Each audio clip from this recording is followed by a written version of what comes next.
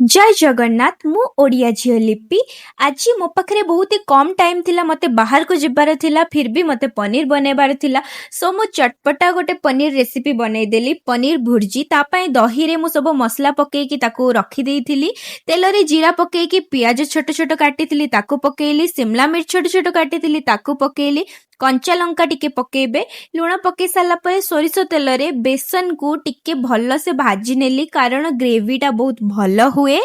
तापरे बिलाती को मु पकई नेला परे दही को भी पकई नेइथिली टिके भल भाबरे कषिबे जेमिति दहीर खट्टा अंशटा टिके रहिबनी बहुत बढ़िया स्मेल आस्तुला तापरे मु ग्रेट करिकी रखिथिली पनीर को ताको पकई नेइथिली ता सहित टिके पानी पकेबे गार्निश कर देबे धनिया पत्र रे रेडी हे गला रेस्टोरेंट स्टाइल पनीर भुर्जी रोटी या नान सहित थरे ट्राई करंतु बहुत ही यम्मी लाइक शेयर सब्सक्राइब करिया को भूलंतु